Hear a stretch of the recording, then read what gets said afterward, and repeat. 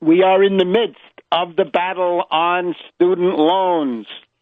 10 days ago, the reactionary Republicans in the House of Representatives passed their odious Klein bill, which raises the interest rates, and it raises them with an adjustable rate note. That is to say, the federal Stafford loan, instead of having an interest rate locked in, it becomes an adjustable rate, just like an adjustable rate mortgage. Isn't that wonderful? We've had such a great time, so successful with adjustable rate mortgages, because the Republicans want to make everything subject to the market, and that is exactly the point.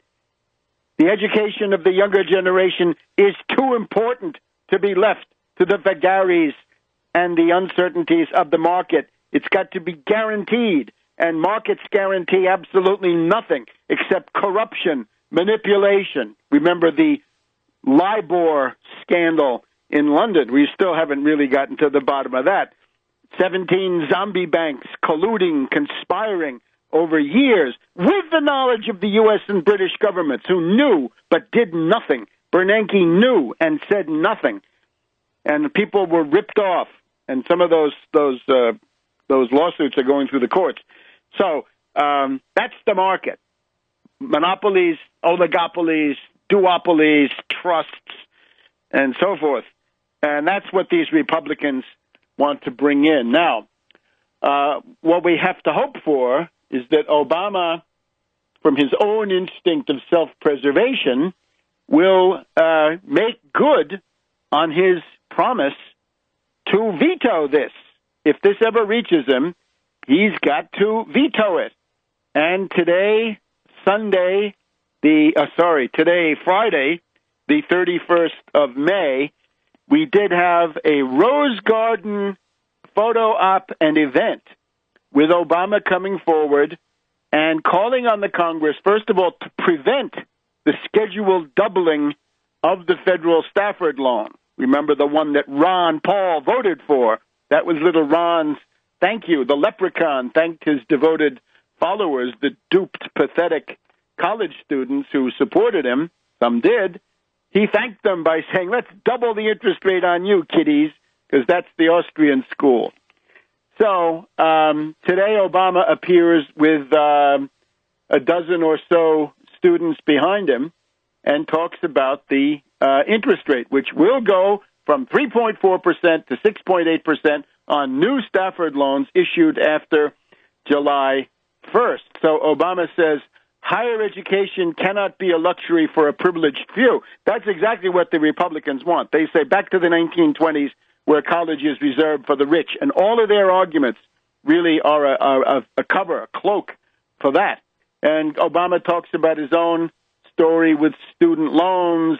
Only 9 years ago, Obama and Michelle paid off their student loans, which cost more than his mortgage. We won't get into that on his lot that he bought from Resco.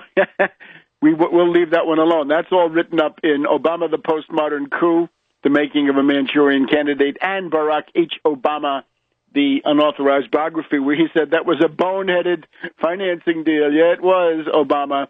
But anyway, you know, getting Obama impeached or indicted or whatever, that won't do anything.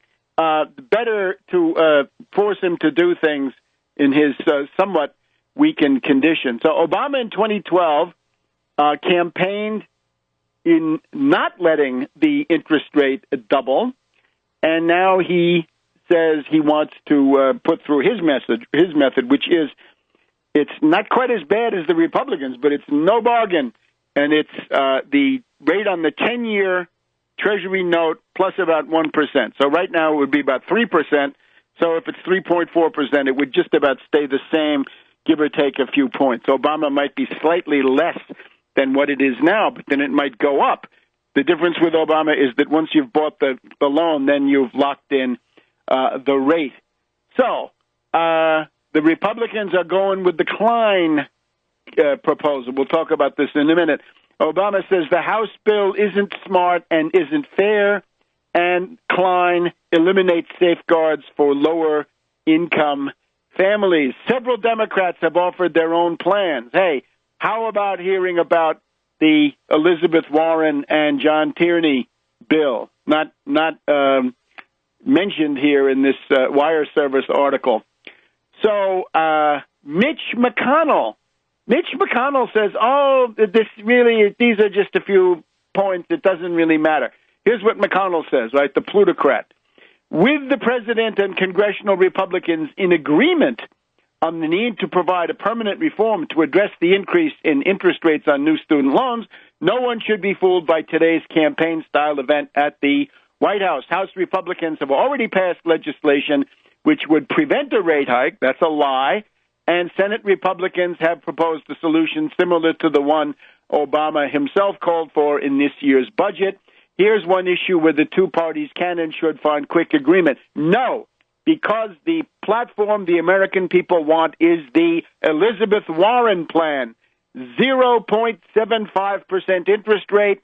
And who's financing that? The Federal Reserve System, for the first time in decades and decades, is being forced to cough up the credit, cheap, subsidized federal lending, not federal spending, not federal borrowing, not federal taxation, but federal lending using the inherent credit-creating power of the Federal Reserve System for the public good. That thing called the general welfare that I do find twice in the Constitution, which no Austrian has ever been able to explain to me. They always tell me what it doesn't mean, but they can't tell me what it does mean. And then we have Boehner. He says, these differences are so small. The difference between 0.75 and 8.5 is a hefty difference.